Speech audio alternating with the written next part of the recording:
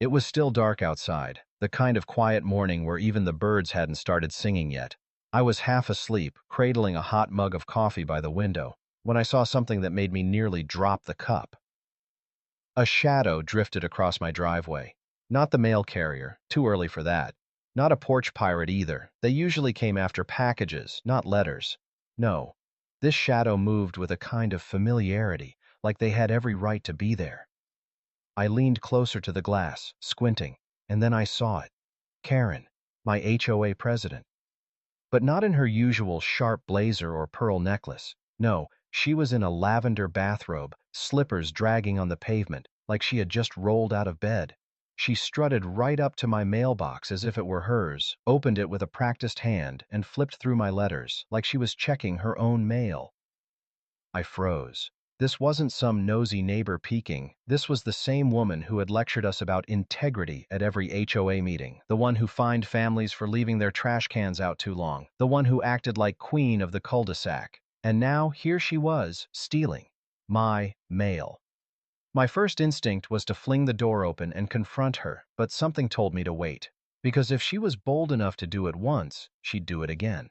And if she'd done it to me, who knew how many others she'd targeted? That's when it hit me. This wasn't just HOA drama anymore.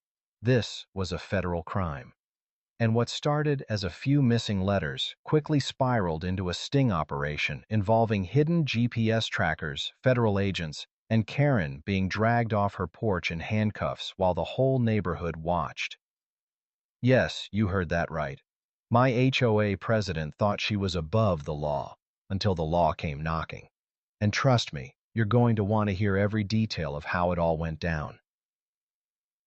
But before we dive into the full story of how Karen's arrogance turned into her downfall, make sure you hit that subscribe button and turn on notifications. Because not only do you not want to miss this story, but I've got plenty more HOA tales where justice comes knocking. They say curiosity killed the cat, but in my neighborhood, it nearly killed Karen's reputation. And for once, the whole community got a front row seat. Imagine this. It's 5:30 a.m., sky still dark, birds not even awake yet, and I'm standing in my living room with a steaming mug of coffee, staring out the blinds. My plan was simple: catch whoever was messing with my mail. For weeks, things had been going missing. At first, I blamed the Postal Service. Who doesn't lose a letter or two every once in a while, right? But then, entire bills disappeared. A birthday card with money inside never showed, and the IRS sent me a notice about a form they claimed I already received. That's when it stopped feeling like coincidence and started feeling like sabotage. I thought maybe some random porch pirate had decided my street was an easy target, but something didn't add up. Mail wasn't just being stolen, it was being cherry-picked. Sometimes junk mail still arrived, but anything important, anything personal, vanished. It was too precise, too intentional, which is why I decided to wake up before dawn and keep watch. And then I saw her. Out of the gray morning mist, a shadow glided down my driveway. At first, my heart leapt. I thought it might be some stranger, a thief in the dark. But as the figure came closer, details sharpened. Lavender bathrobe, slippers scraping softly, hair tied back in a messy bun. My stomach dropped. Karen, my HOA president, the self-declared queen of the cul-de-sac. She walked with that same authority she always did, like the pavement itself belonged to her. And without hesitation, she reached into my mailbox, flipped through my letters like she was sorting coupons, tucked a few into her robe pocket, and strolled off. I nearly spit my coffee across the room. Karen, the woman who slapped violation notices on mailboxes if someone's grass was an inch too high, scolded neighbors for leaving trash cans out 15 minutes too long, who bragged at meetings about integrity and order. That same Karen was literally stealing mail under the cover of dawn. I wanted to rush outside and confront her right then, but something held me back. This wasn't a one-time act. She was too comfortable, too casual, like she had done it dozens of times before. If she was doing it to me, who knew how many other neighbors she'd already targeted? The thought made me sick, and more determined. I wasn't going to let this slide. Not this time. That evening, I attended our HOA meeting like usual, sitting across from Karen at the long, polished oak table. When the topic of neighborhood security came up, I casually mentioned missing mail. My words hung in the air like a trap. Karen didn't flinch. Instead, she smiled sweetly, tilted her head, and let out a laugh that made her pearl earrings sway. "Oh, you know how unreliable the post office can be these days," she said, brushing it off. Her tone was syrupy, but her eyes glinted with something else, mockery, like she was laughing at me, not the postal service. She knew exactly what she'd done. That was the moment I decided this wasn't a neighborly misunderstanding anymore. This was crime, and not just petty crime. Mail theft is a federal offense. Under 18 U.S. Code Ferrer 1708, it carries up to 5 years in prison.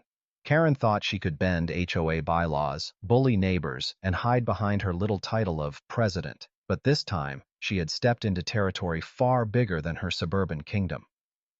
I realized something else that night, too. Confronting her directly wouldn't work. She'd twist it into an HOA issue, call an emergency meeting, rally her loyal board members, and paint me as the troublemaker. No, what I needed was proof. Hard, undeniable, federal proof. And I knew exactly who could help. The next morning, after another sleepless night, I made a phone call I never imagined I'd make, to the United States Postal Inspection Service.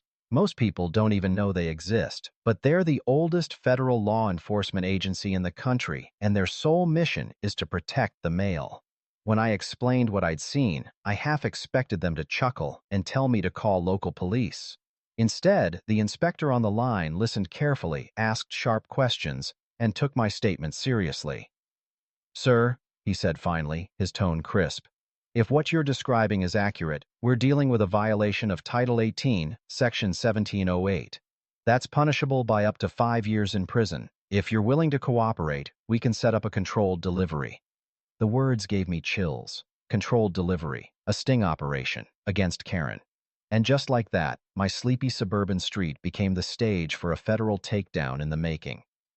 When Inspector Lopez told me about the sting plan, I felt a surge of adrenaline. This wasn't some TV drama anymore. This was my neighborhood, my HOA, my mailbox. And the person being targeted wasn't a faceless criminal. It was Karen, the woman who once fined my neighbor for painting his shutters the wrong shade of beige.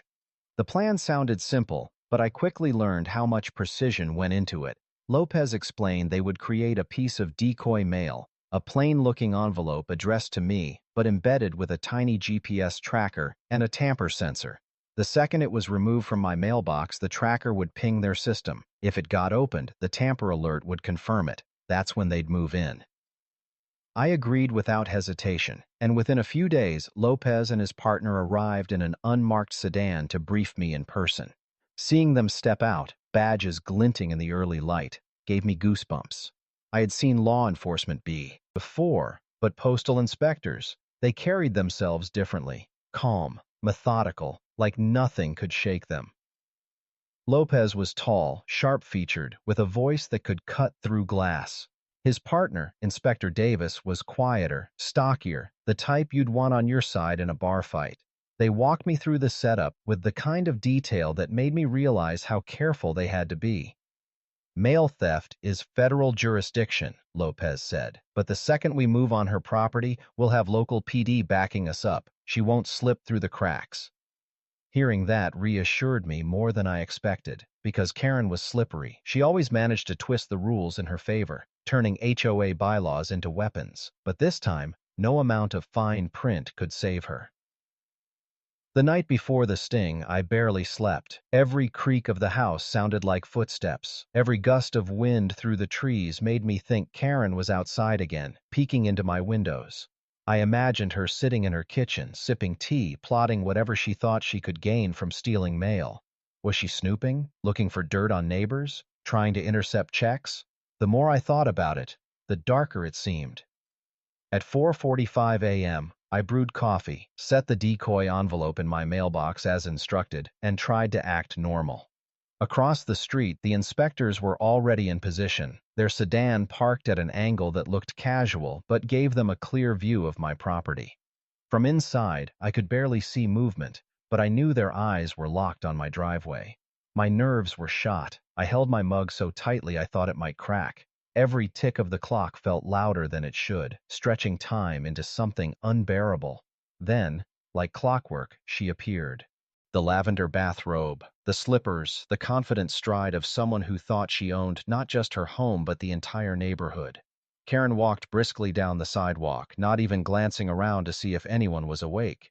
It was like she thought she was untouchable, her title of HOA president giving her some imaginary immunity. She didn't hesitate. She reached my mailbox, popped it open, and plucked out the decoy envelope like she was harvesting fruit. I swear she even hummed as she tucked it into her robe pocket and turned to head home. Across the street, I saw the faintest flicker of light inside the sedan. Lopez's radio. His calm voice carried just enough for me to hear. Trackers live. Subject northbound. Stand by. I froze, heart pounding. This was it. Karen had no idea she had just stolen government property.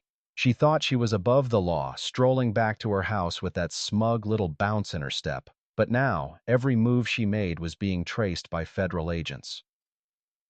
For the first time in weeks, I didn't feel powerless.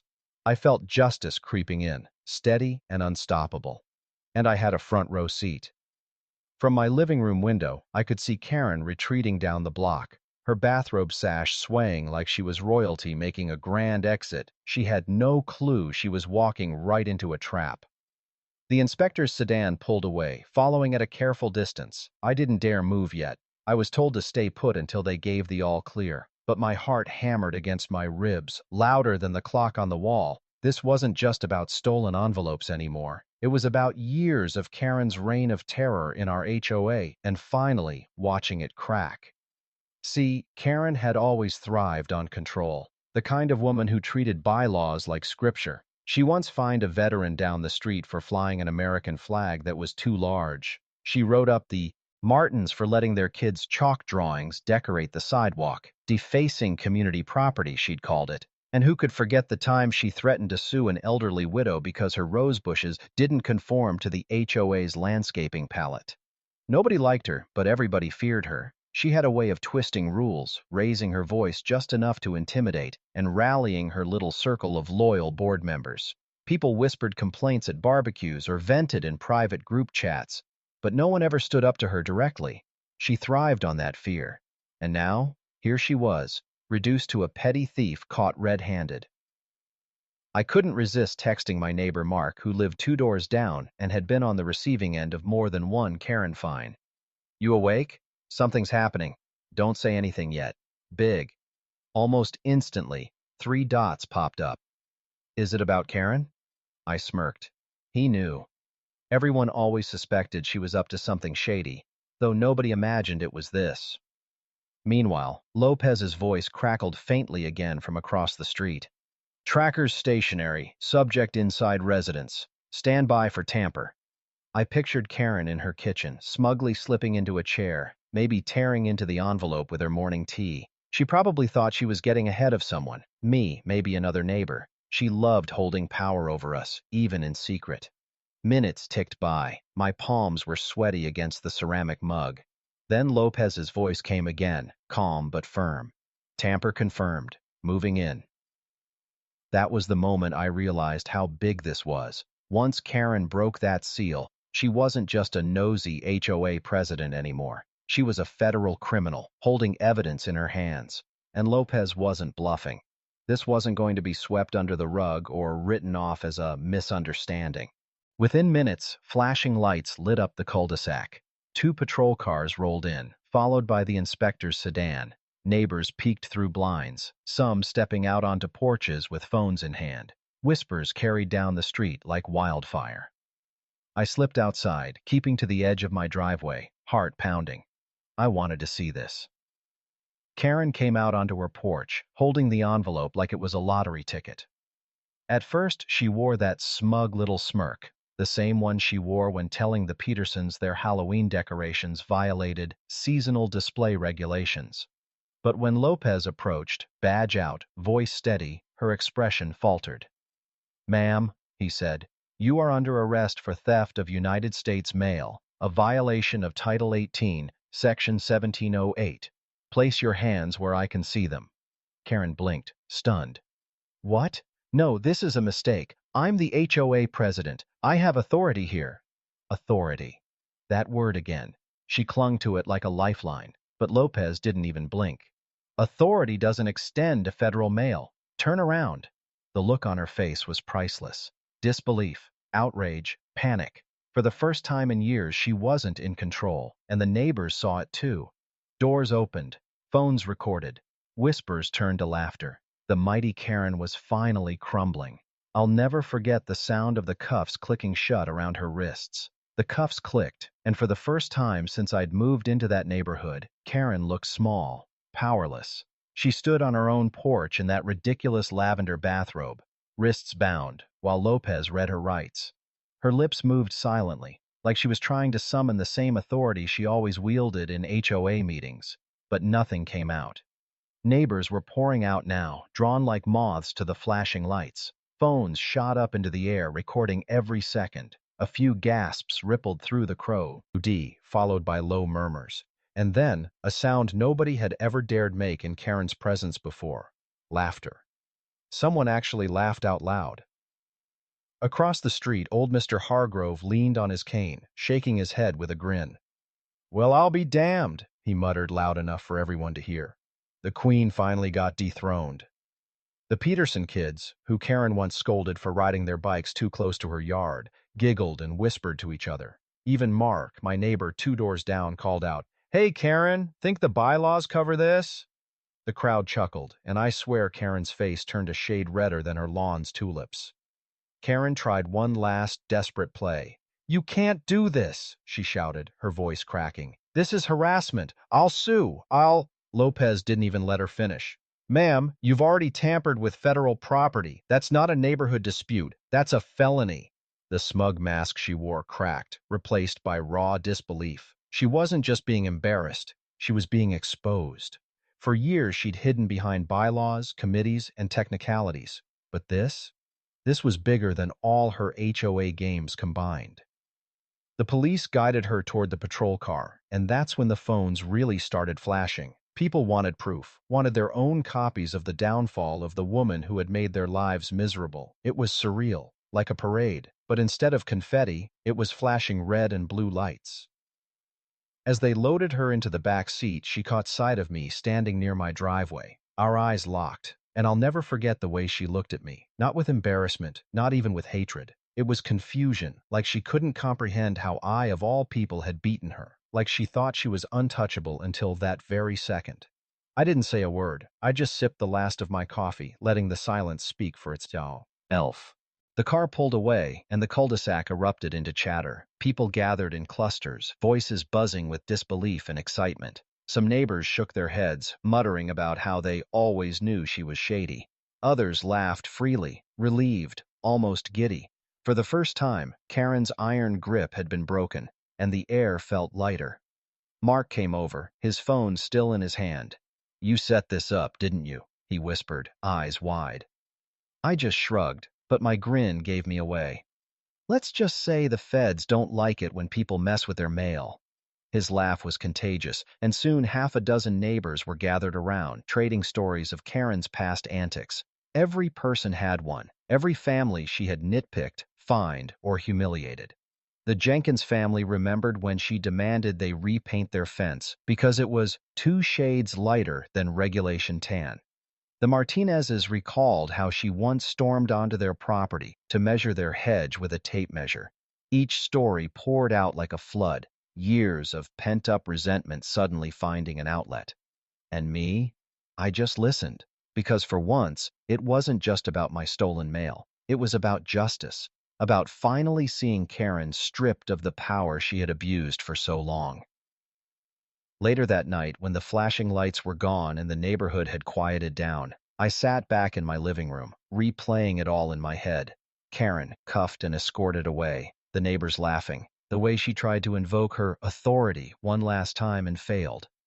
It hit me then. This wasn't over, not by a long shot. Karen wasn't the type to take defeat quietly, and if she thought she could spin this into some kind of misunderstanding or personal vendetta, she'd try. Oh, she'd try. But this time, she wasn't just facing angry neighbors. She was facing the federal government, and they don't play games. That night, the cul-de-sac was buzzing long after the patrol cars disappeared. Neighbors lingered outside in pajamas and slippers, whispering and laughing like kids at a sleepover. For the first time in years, people weren't afraid to talk openly about Karen. She was gone, at least for now, and the weight she had pressed on all of us seemed to lift. But inside my house, I couldn't sleep. My adrenaline was still spiking, and every time I closed my eyes, I replayed the moment she shouted, "I'm the HOA president. I have authority." The absurdity of it made me laugh, but beneath that laughter was unease. Karen wasn't the kind of person who went quietly. I knew deep down that she'd find some way to spin this. She'd try to claw her way back. And I wasn't wrong. By morning, the neighborhood Facebook group was on fire. Screenshots started circulating, statements from Karen's loyal followers, the same 3 or 4 board members who always backed her in meetings. They claimed the arrest was a mistake, that certain neighbors had orchestrated a setup to embarrass her. They painted Karen as the victim of a conspiracy, a target of jealousy because she upheld community standards. It would have been laughable if it wasn't so predictable. One post even claimed the inspectors weren't real, that actors had been hired to make it look like a sting. I almost spit out my cereal reading that one, but the comments told a different story. For every board member defending Karen, there were 10 neighbors cheering her downfall. People were fed up, and now that they'd seen her in cuffs, they weren't scared anymore. Meanwhile, Karen wasn't staying quiet either. According to a source I never expected, Officer Mills, one of the local cops who had been at the arrest. Karen spent the entire ride to the station ranting. She screamed about bylaws, about her rights as HOA president, even about how she had the mayor's phone number and would have everyone fired. She didn't stop until they walked her into booking. What Karen didn't realize was that once the postal inspectors were involved, her little local connections didn't matter. She was in federal custody now, her case already shifting to prosecutors. The envelope she tampered with was airtight evidence. Lopez had made sure of it. Still, the drama was far from over. That evening, the HOA board called an emergency meeting. They held it in the clubhouse, and I swear, it felt like a courtroom. Half the neighborhood showed up, eager to watch the fallout. The board members tried to put on a brave face, sitting in a stiff line behind the long table. Karen's empty chair at the center was almost symbolic, like a throne stripped of its ruler. When the meeting opened, Vice President Linda cleared her throat and attempted damage control. "Neighbors, we understand there was an incident involving our president.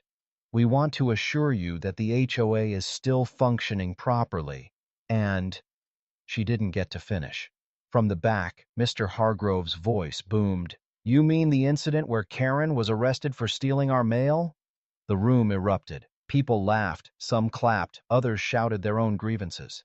Linda tried to gavel the room into order, but it was hopeless.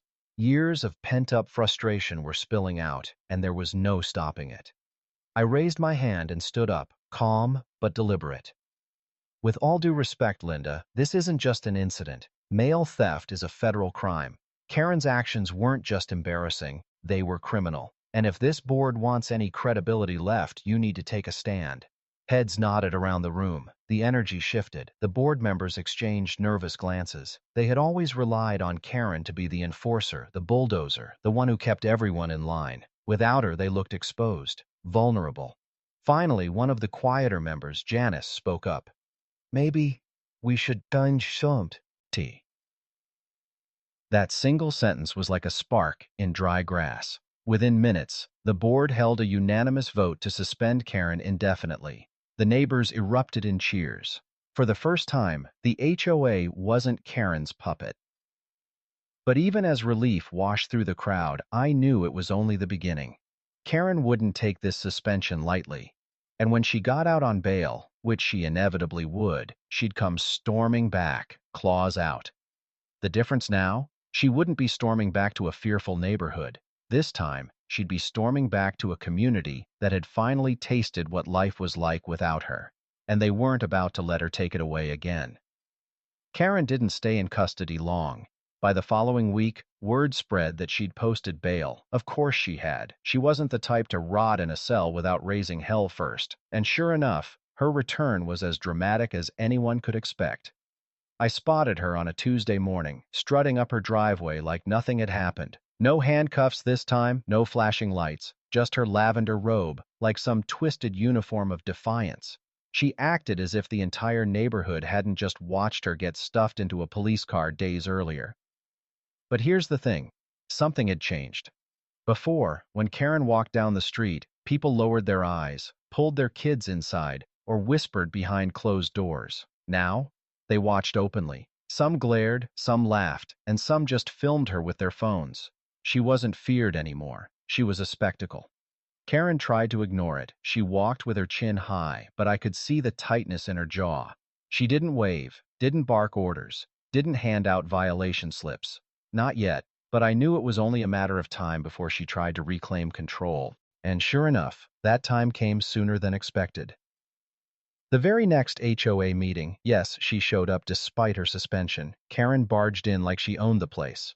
The room went silent for a second, then filled with mutters. She ignored them, heading straight for her chair at the center of the table. But when she sat down, Janice gently reminded her, "Karen, you've been suspended pending the outcome of your case." Karen's lips pressed into a thin smile. "Suspended? Please. You can't suspend an elected official without due process. I am the president. And if anyone thinks otherwise, they'll be hearing from my lawyer." The audacity. She was under federal indictment, but here she was, talking about due process for HOA bylaws. The crowd wasn't buying it this time. A man from the back, Greg, who Karen once fined for having a basketball hoop in his driveway, stood up and said loudly, "Karen, you got arrested on your porch. We all saw it. You don't represent this neighborhood anymore." The room broke into applause. For the first time, the community had found its voice. Karen's eyes darted across the room, searching for an ally. Linda and the other loyal board members shifted uncomfortably, but even they didn't speak up. Karen was toxic now, radioactive. Associating with her meant going down with her. She slammed her gavel, the one she always carried like a weapon. "Order! Order!" she screeched, but the sound barely carried over the boos. Finally, Lopez's words from the night of her arrest echoed in my head. Authority doesn't extend to stealing mail. And now, authority didn't extend to Karen at all. Humiliated, she shoved back her chair and stormed out, muttering threats under her breath. But I knew this wasn't her final play. The next morning, flyers appeared in every mailbox on our street. Bold red letters at the top read, "The truth about my arrest."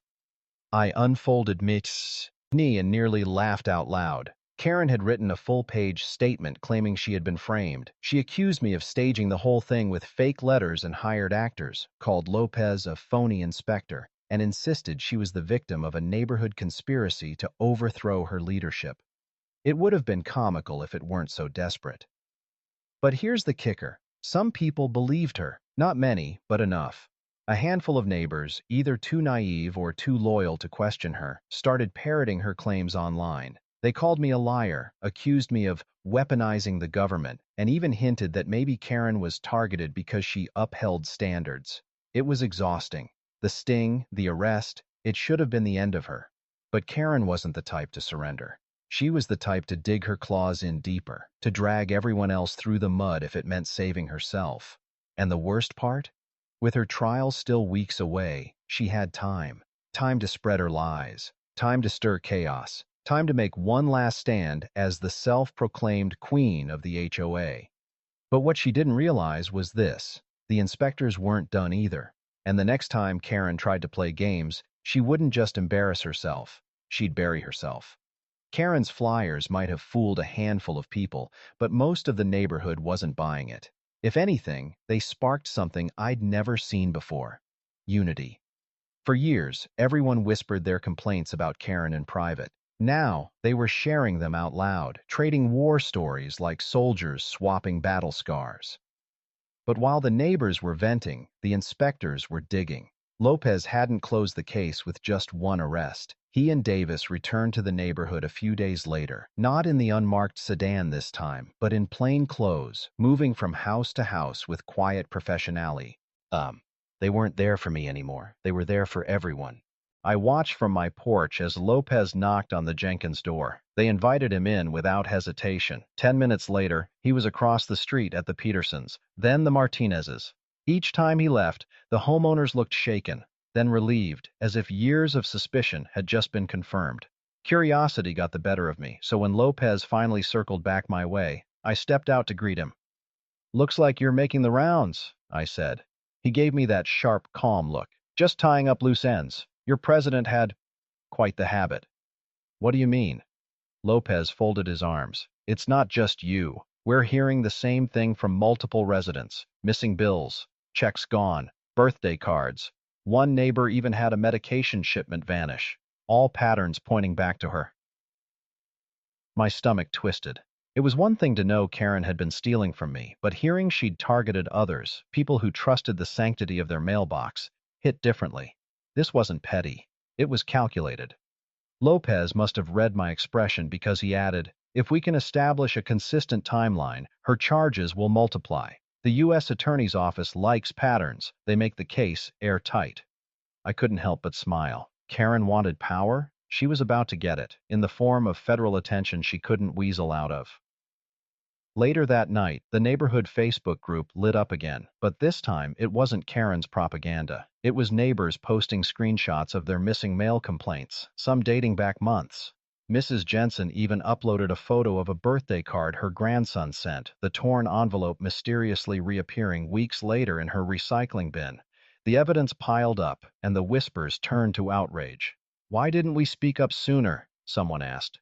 Because of fear, that's why.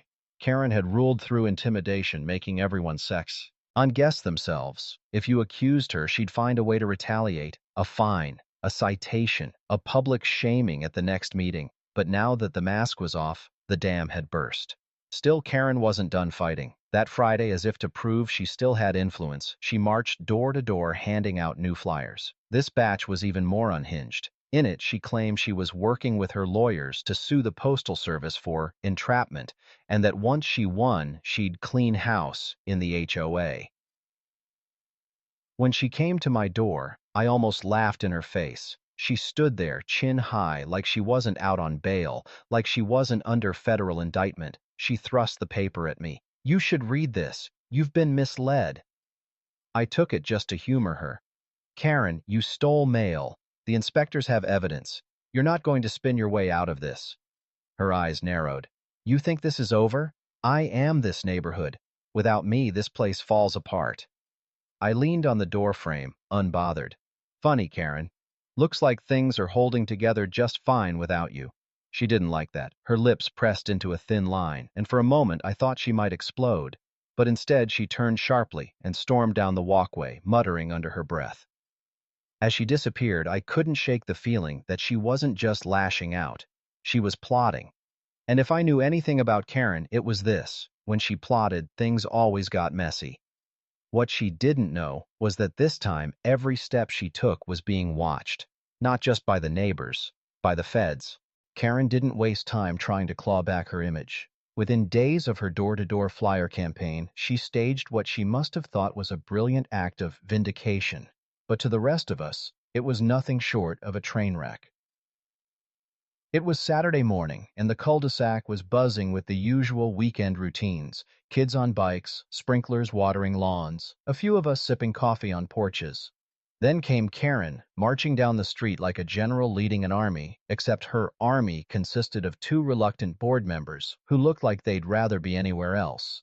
She was carrying a large poster board, homemade, with "Karen is innocent" written in sloppy red marker. I nearly choked on my coffee. She set up shop right on the corner where everyone passed, slapping the poster onto a folding easel. "Attention neighbors," she shouted, her voice echoing down the street. "I have been falsely accused. This is a smear campaign. I have proof that I was set up." Naturally, people gathered, some out of curiosity, others out of sheer disbelief. Kids laughed, adults shook their heads, and phones came out to record every second. Karen, oblivious to the ridicule, pulled out what she dramatically called Exhibit A, a random envelope she claimed was the decoy. "This," she declared, holding it up like it was the crown jewels, "was planted in my mailbox by people conspiring against me. They wanted me to look guilty, but I caught them red-handed. This proves entrapment." Murmurs rippled through the crowd. Someone whispered, "That's not how entrapment works." Another chuckled, "Does she even hear herself?" Then, to top it all off, Karen whipped out a stack of printouts, emails she claimed, between me and actors hired to play postal inspectors. "They're not real federal agents," she cried. "They're imposters. This is a witch hunt." I couldn't take it anymore. I stepped forward, calm as ever. "Karen, do you even realize Inspector Lopez is a sworn federal officer? He has a badge, a case file, and about a dozen witnesses. What you're waving around is just junk mail and fake printouts." The crowd chuckled, but Karen's eyes narrowed into slits. "Of course you'd say that. You're the one behind this." The two board members beside her shifted uncomfortably. One muttered something about not signing up for this, and within minutes, they slipped away, leaving Karen alone with her collapsing circus. And just when I thought the scene couldn't get more absurd, a black SUV pulled into the cul-de-sac. Out stepped Inspector Lopez and Davis, not in their usual plain clothes, but in suits. Professional, sharp, authority radiating off them. The crowd fell silent. Karen froze mid-rant, the Exhibit A envelope trembling in her hand. Lopez walked straight up to her. "Ms. Karen, we need to remind you that tampering with evidence or attempting to interfere with a federal investigation is a serious offense. What you're doing right now could add to your charges." Gasps rippled through the crowd. Karen's face drained of color. For once, she didn't have a snappy retort. Lopez turned to the neighbors. "For anyone still in doubt, yes, we are real inspectors with the United States Postal Inspection Service. And yes, this investigation is ongoing. If you've had missing mail, please continue to cooperate with us." The neighbors erupted in applause. Phones captured every second. Karen, on the other hand, crumpled. She dropped her evidence to the ground and stormed off, muttering, "This isn't over." But we all knew the truth. It was over. Not in the dramatic way she imagined, but in the quiet, crushing way of reality closing in. Later that night, the Facebook group exploded again, but this time with memes. Photos of Karen's Exhibit A speech sparrowed like wildfire. Someone edited her poster to read, "Karen is guilty." Another posted a gif of a cat pawing at an envelope with the caption, "Karen training for her next heist." The fear was gone. The power was gone. Karen was still out on bail, but she was finished. And she was the only one who didn't know it.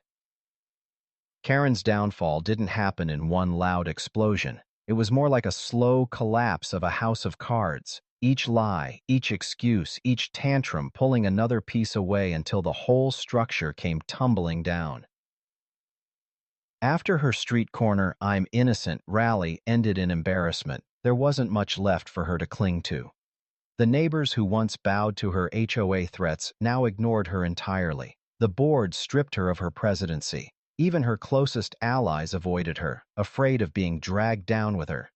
The case itself moved quickly. Mail theft isn't some slap-on-the-wrist violation. It's federal, and the inspectors had airtight evidence. GPS tracking, video surveillance, witness testimonies, even Karen's own fingerprints on the bait envelope.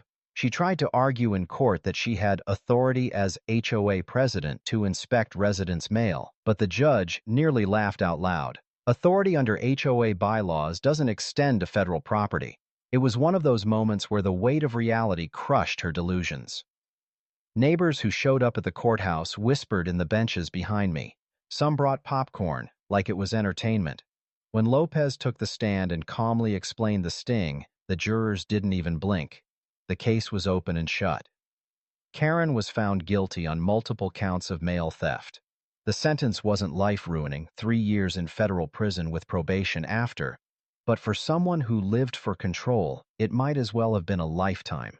Watching her in handcuffs, escorted out of the courtroom, I realized it wasn't just the prison sentence that broke her. It was the fact that everyone saw her, truly saw her, stripped of power, stripped of influence, stripped of her fake authority. Back in the neighborhood, things changed. The HOA board held an emergency election, and for the first time in years, residents felt like they had a say. Meetings became cooperative instead of confrontational. People planted flowers without fear of fines. Kids played without Karen storming out to yell about noise violations. The community healed. As for me, I finally got my mail, on time, without missing pieces. The first letter I pulled from my box after her arrest was from my sister, a simple card that had been weeks overdue. Inside was a note that made me laugh. "Hope this one doesn't get stolen. Love you." Life went back to normal. but Karen remained a cautionary tale whispered in the cul-de-sac. The lavender bathrobe, once a symbol of her false authority, became a neighborhood joke. People even dressed as her for Halloween. Bathrobes, fake pearl earrings, and plastic envelopes tucked into pockets. In the end, Karen's reign ended not with HOA fines or angry neighbors shouting at meetings, but with the law, the real law. She spent years convincing herself she was untouchable, but federal justice reminded her, and all of us, that no one is above the law. Sometimes the smallest crimes, like slipping a hand into someone else's mailbox, reveal the biggest truths. Power built on intimidation and lies doesn't last. And as I sipped coffee on my porch one quiet morning, watching the mail carrier slide envelopes into the box, I felt something I hadn't felt in a long time in that neighborhood: peace. Because Karen was gone, and she wasn't coming back.